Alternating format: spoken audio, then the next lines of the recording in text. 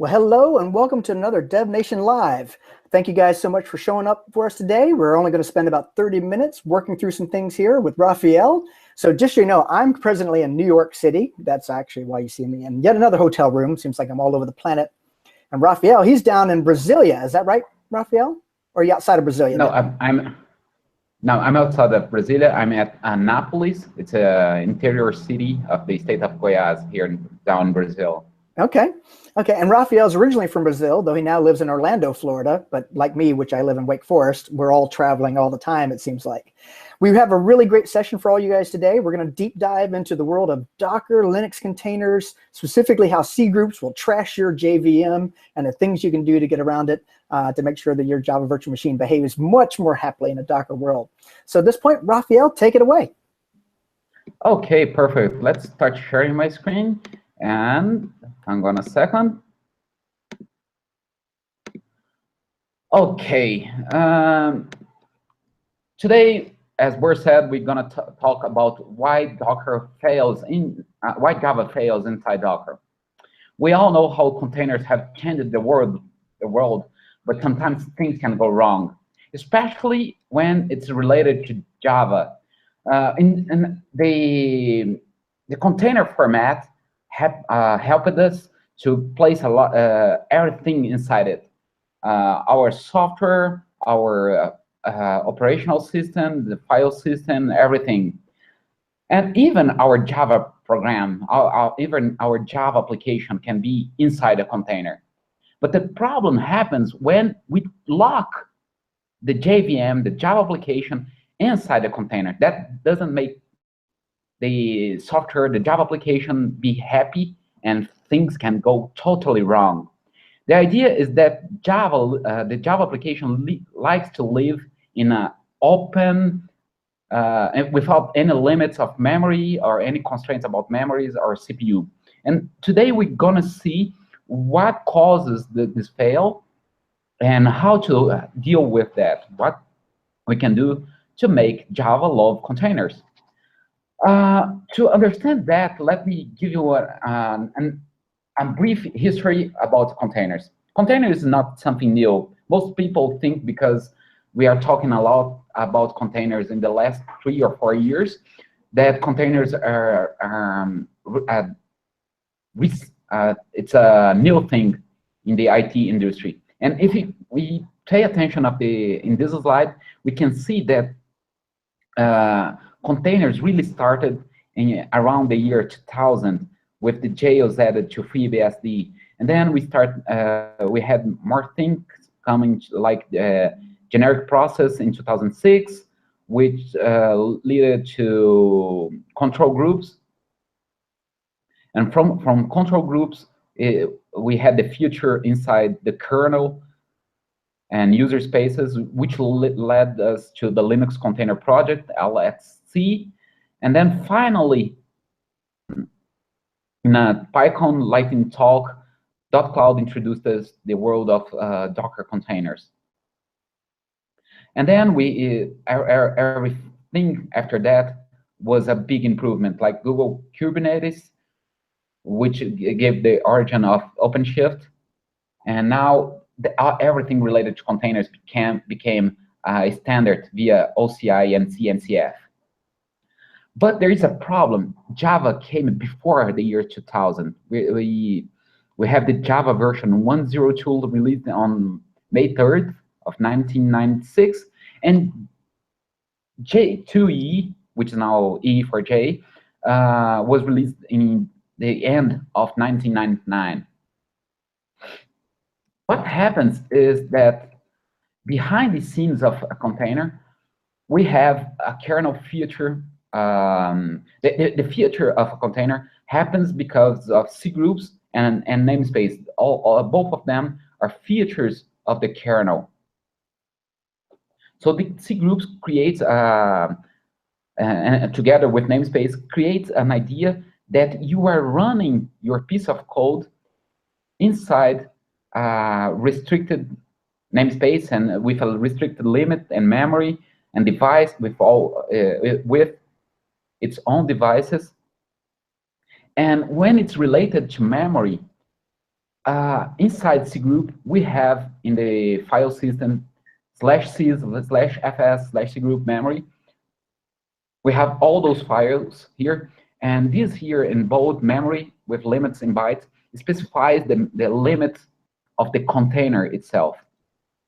But there is a problem related to Java. Let me give you an idea on what happens to Java, to other kind of software when it's not related to Java. I have used here a Docker machine to create two kinds of machine. One, this one called Docker 1024. It's a virtual, it uses VirtualBox just to run our demo with a memory of 1 gig of RAM, okay? And I have another Docker machine that was created with 8 gigs of RAM. So you can have an idea on how the Java application behaves in two different configurations, okay? Let me do the following. Let me do a Docker machine SSH, and this machine here, Docker 1024. If I run the command free-8, I can see that this machine has 1 gig of memory of RAM and 1.1 gig of swap. Okay, running software on this machine. So I'm pointing my Docker client to this specific machine, and what I will do now is run a container, a CentOS container, with the following the following switches.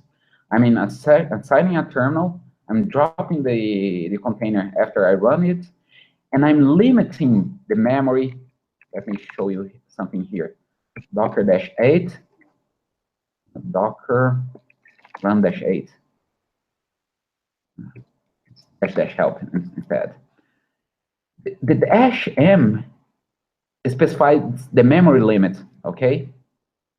So I'm specifying here a limit of 100 megs and a memory swap of 100 megs as well. I'm running the CentOS image, and I'm running the same command, free-8. When I run free-8 on a container that has a memory of 100 megs, I still see 1 gig of memory. So that seems a problem, right? Because I restricted my container. I just gave 100 megs of memory limit to this container. And this is not a problem of the CentOS distribution. I can take another distribution here, like I'm running Ubuntu, and if I run the same command, I can see 1 gig of memory. So this is what happens with Java as well. Both commands, free, Java, the J virtual machine, they don't look inside that file here, the sys file sys group memory. Okay, so you can think, why does this -m? What's the purpose of this -m if my software can see the complete environment? And to have an idea why, where it can be used, I will run here a container in iterative mode with the name mywildfly, but I will restrict the memory with a low of 50 megs. Okay, so I'm running kboss wildfly here. Look here what happens. The container will try to start with a maximum heap size of 512 megs. We can wait a couple of seconds and see what will happen to this container. Of course, at this moment, it's trying to, let me do a Docker PS here. Docker stats. We can see that it's trying to limit, and then the container died. The JBoss process received a kill sign. Okay, this is very important, because what happens when we specify the memory limit, we are saying to the kernel, if something tries to use more than 50 megs, kill the process. So that's why the JBoss process received the kill sign. We can even explore that by using the command docker inspect the container name, and I'm getting the format in JSON, so I want to see the state. Oops, let me close here.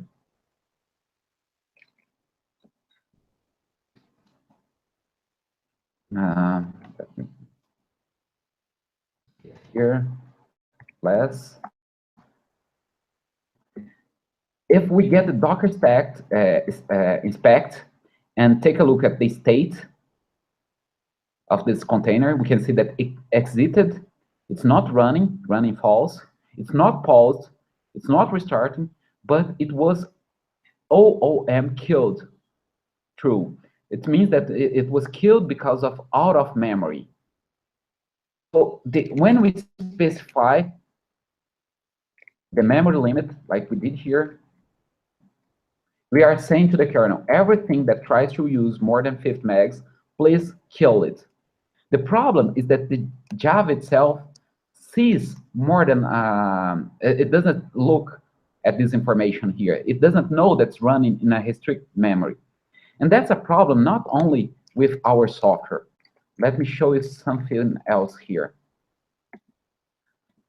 With Java, the problem we will see why it fails when we are running from the developer workstation to a production server with 64 gigs. We will see that later. But why does Java fail? The JVM sees all the host resources. It is not aware of C groups. So if you implement a software that does a system out println memory using the runtime get runtime max memory, and getting the all available processors, it will see all the CPUs and all the memory of the host. And if you think that it's a problem just to your software, look here. This same code is used by different servers. Tomcat uses that in different parts of its servers, you can see parts of that in Catalina. It's also used at the NIO, async channel, the status transformer, even WorldFly. And when it's getting the processor info, it gets the information. Vertex, inside Vertex options. So everything that's supposed to run in a container, it will not be aware of its limit. So now that we know that the container gets killed, let's do a trick thing. An application that I built for this specific demo. This application here is a Spring Boot application that when I access this endpoint called memory, it will get the runtime, get the max memory, and it will try to allocate 80% of the memory with strings. We all know that strings are unmutable, and then we will append string over string until we reach 80% of the total memory.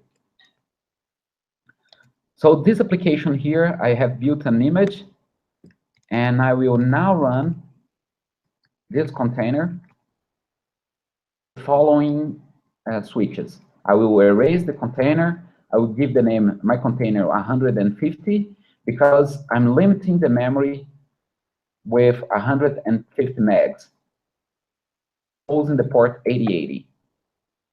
Okay, so let me show you something here in this software. In this software here,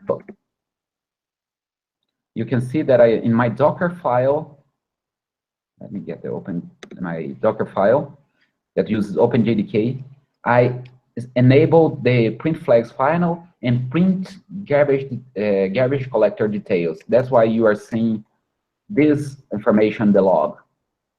Application failure. Okay, my application has started. Now I will access this application endpoint.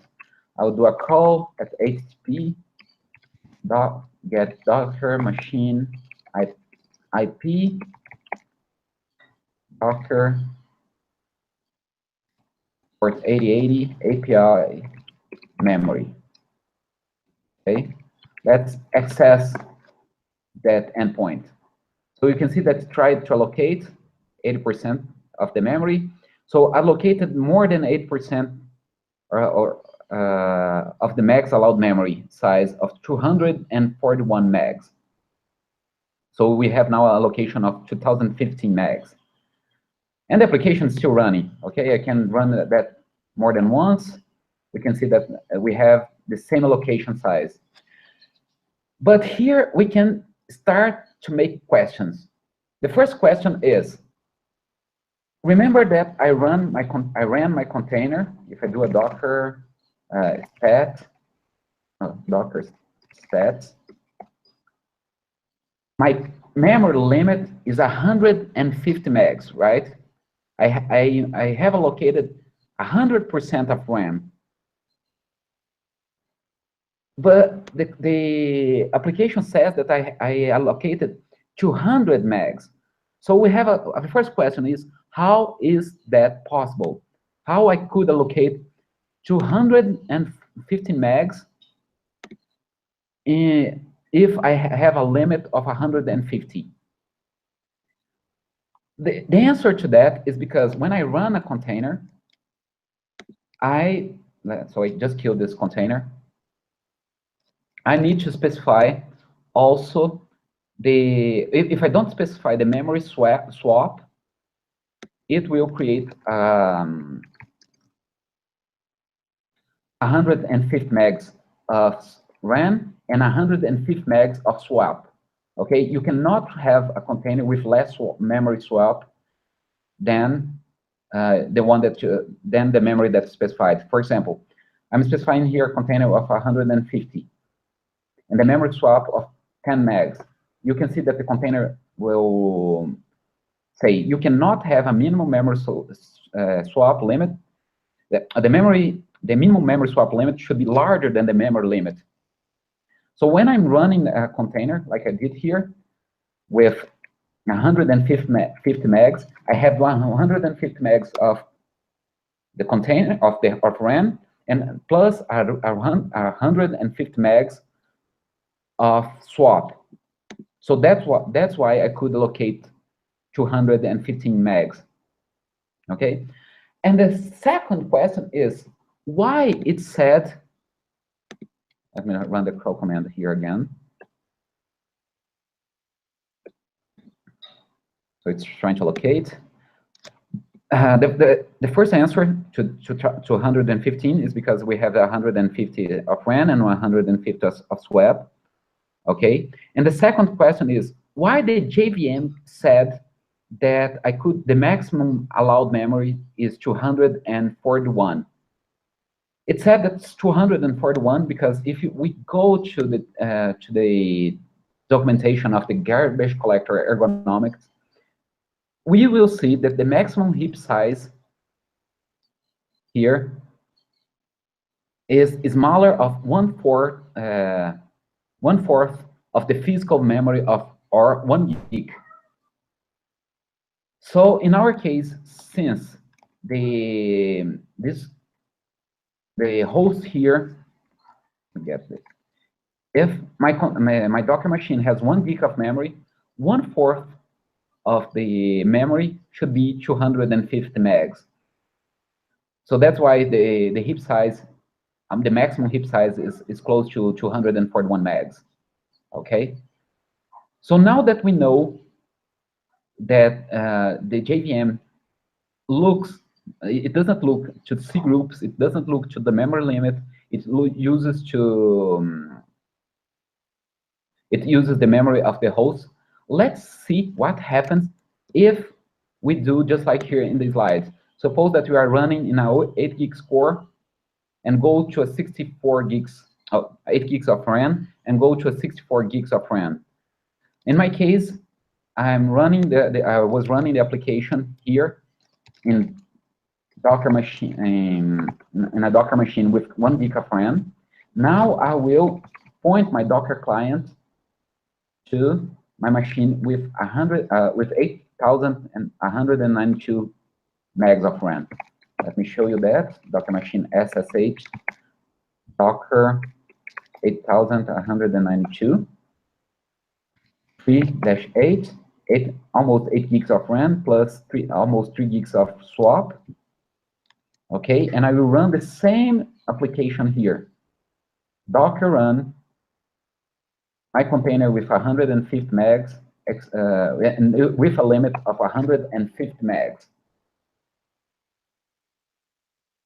Let's wait our application to load.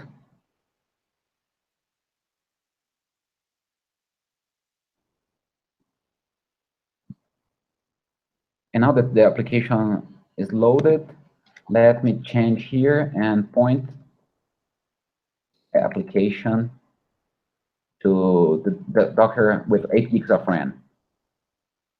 Let's take a look what's happening. Allocation failure, it's trying to allocate memory, trying to allocation, and the application was killed. So this is very important. Remember that when I ran the application inside Docker with 124, I could run the application several times.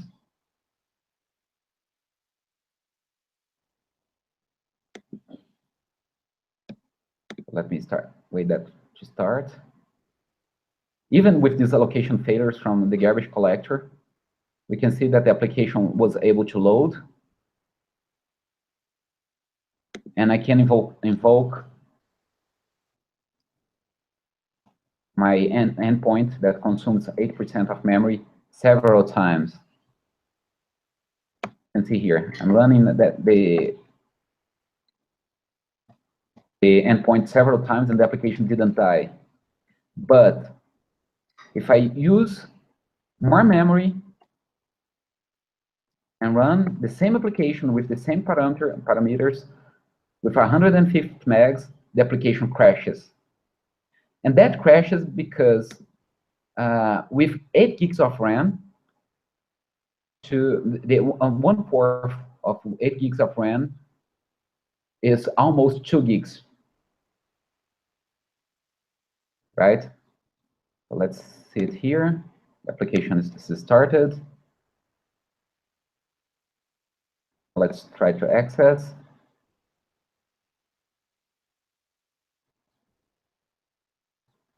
The application died. Okay, because it tried to, let me see the memory here.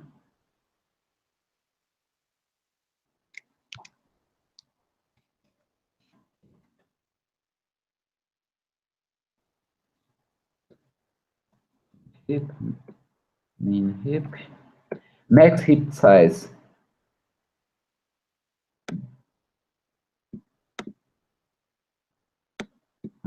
Hold on a second. Then it tried to locate the maximum heap size of more than 2 gigs. Okay, because this is an 8 gigs machine. And when I try to allocate the software, it of course with 8 gig of RAM, it was not possible. But now let's increase the amount here in the container as well. Let's give more memory to this container. Let's give 800.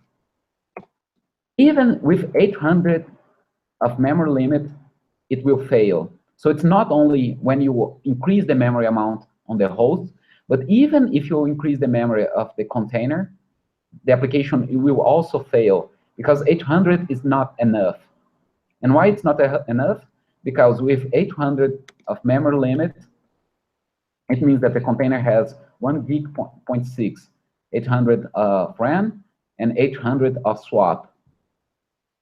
You can see that it takes more time to die, but even so, the container will die, as you saw here, because it needs more than 2 gigs. Okay, so increasing the memory is not the solution. So what should be the solution? The solution for that is to specify yourself the Java options. So I have here another Docker file that I create an environment variable called Java options, where I can set the maximum heap size manually myself. So I run the same container in the same host with 8 gigs with a container limit with about 800 megs of limit, and with a maximum heap size of 300 megs.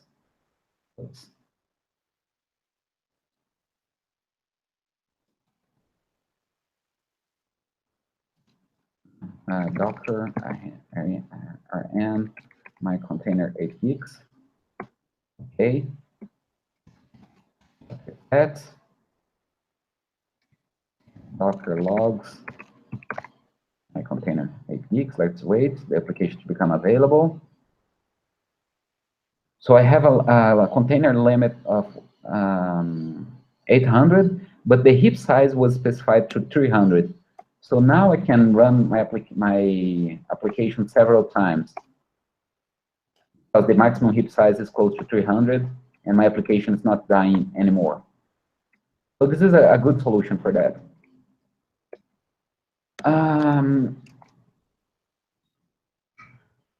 But the question is, can we get better? Of course, yes, because the Fabricate project already provides a support for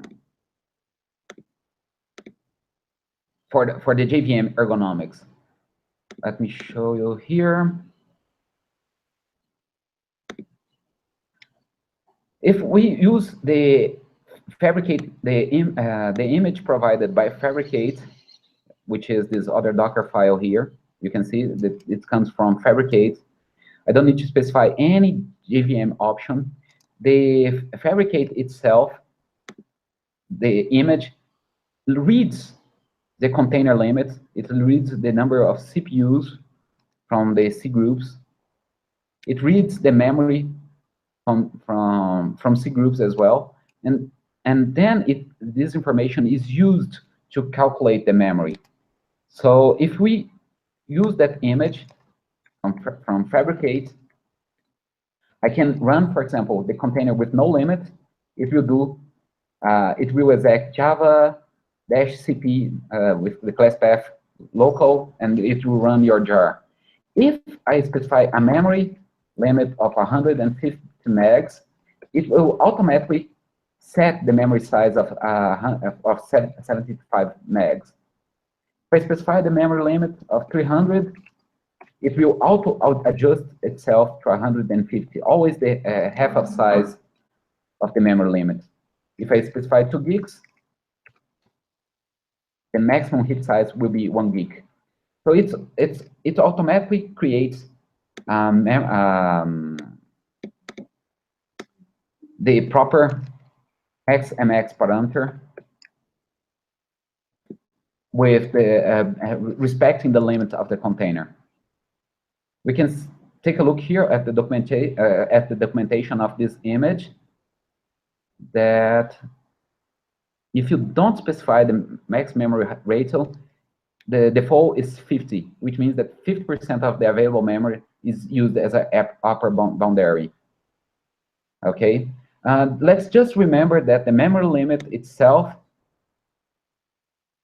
the heap itself, it's not the total memory used by the JVM. We have we need memory to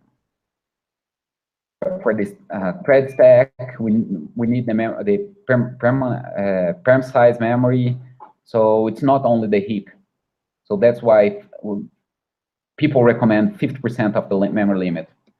Now that we talked about that, we can see that until the version 121 of the JVM, with the memory limit of 100, the maximum heap size was close to 2 gigs, because I'm running here on the Docker machine with 8 gigs of RAM, right?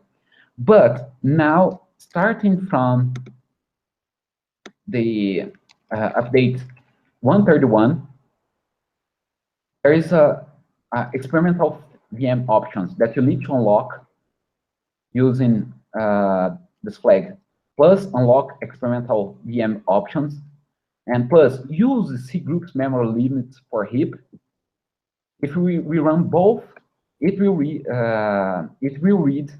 the memory limit and set the maximum heap size as a half of this container C group. So in this case, if I run my container with 300 megs of memory limit, it will give me 121 megs of maximum heap, because now I enabled the JVM to use C groups for our memory limit. Okay, that give us an idea on why Docker fail on Java. I like to share with you the link for this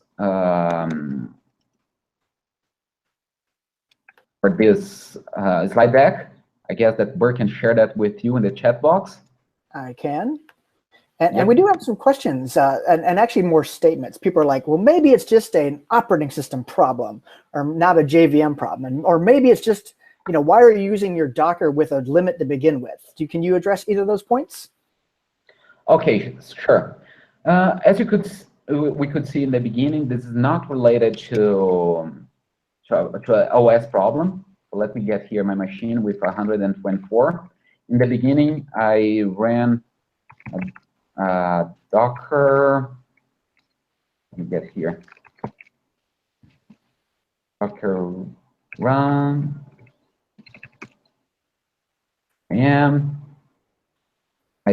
I've tried a memory limit of 100 megs, and I run CentOS with free. Free exists before C groups, so that's why free also sees 1 gig of memory. I've tried another Linux distribution, like Ubuntu, and free still gives me 1 gig of memory. The problem is not the OS itself, but tools like JVM, free, and other applications does not understand C groups. The containers are totally different from virtual machines. So it's the container limits are based on C groups and namespaces. And what's the other question, Bert? There's a conversation around metaspace in Java 8 that could be very interesting. One point to think about that too, though, is there's a 64-bit JVM issue and a 32-bit JVM issue. One of the things we're considering is recommending 32-bit JVMs for those situations where you are going to constrain your container down to, let's say, under 1 core and under a gig of RAM. Might as well use a 32-bit JVM for those scenarios, and you actually will save a ton of metaspace, as an example. In 64-bit JVMs, you get double the metaspace. Yeah, that's true. Yep. And then, there was a question about the number of cores. And in the presentation, you will see the link to the presentation. You'll see references to cores in a longer form of this presentation. We talk about cores also, but at least the cores does not blow you up. So that's the thing to keep in mind. Yeah. Most of the blow-ups happens related to memory. Yep. That's why we also decided to cover only memory here at the DevNation Live. Mostly because we have a small, just a few minutes to give you an idea, and also because CPUs are not a big deal. Okay, and we're out of time. I did provide the link to the slide deck where you guys can go follow up on that presentation and see all the links and embedded information in there. There's a ton of good information in there, also taking you to the various you also should read the notes associated with the slide, because in some cases we put in there, here's the information for the JVM ergonomics, or here's the information for how Kubernetes does the calculations and what Docker API it's using. And you want to make sure that you're configuring things appropriately in a Kubernetes setting versus a Docker setting. They are slightly different, and you just want to make sure you check those things. The big issue, of course, the reason we're talking about this is when you actually build it in deployment, build it in development and then deploy it to a really large, let's say EC2 instance or a really large production level machine, the Java virtual machine by default, even though it's inside the Docker container, will see all the memory of the production server and all the CPUs of the production server. It'll over-report them to your application. And of course, your application might just blow up. And in that case, it silently fails. So that's why we're talking about it, and it's super easy workarounds based on what Raphael provided today. Raphael, awesome job on the demonstration. Thank you so much for that. Thanks so much, Bert, and thanks so much for everyone who joined us, and for everyone that will watch the DevNation live recording. Thank you guys so much for showing up today, and keep watching developers.red.com, DevNation Live, for future updates. We have more sessions to come, and the session that was originally scheduled for today with James Rawlings, we'll make sure to get him on deck again when he becomes available. He has a really great talk on how to run continuous delivery at scale, because we're doing on a very interesting project. Well, thank you guys so much. Thank you all.